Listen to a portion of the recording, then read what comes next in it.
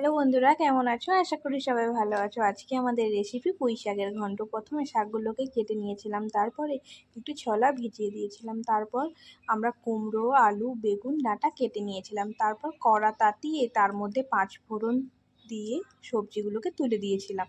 তুলে ভালো করে সেগুলোকে নাড়াচাড়া করে নুন হলুদ দিয়ে একটু ঢাকনা দিয়ে ঢেকে রেখেছিলাম। সেগুলো যখন একটু সেদ্ধ হয়ে এলো, ঢাকনাটা খুলে ওপর থেকে আমরা ছোলা দিয়ে দিয়েছিলাম। ছোলাটাও যখন ভালো করে সেদ্ধ হয়ে এলো, ওপর থেকে আমরা যে শাক কেটে রেখেছিলাম সেটাও দিয়ে দিয়েছিলাম। শাকটাকে দিয়ে ভালো করে নাড়াচাড়া করে আমরা মিক্স করে নিয়েছিলাম। শাকটাও ভালো মতন সেদ্ধ হয়ে গেছে। তারপরে আমরা একটু গেলে নিয়েছিলাম আলুগুলোকে। গেলে নেওয়ার পর সেটা ঢেলে রেখে আমরা মশলা কষে নিয়েছিলাম। তেজপাতা, আদা আর টমাটো দিয়ে ভালো করে নাড়াচাড়া করে আমরা আগেই লঙ্কার গুঁড়ো আর হলুদের গুঁড়ো গুলে রেখেছিলাম জলে, সেটা দিয়ে ভালো করে যখন মশলাটা কষে এলো, ওপর থেকে পুঁই শাকের ঘন্টটা দিয়ে দিয়েছিলাম।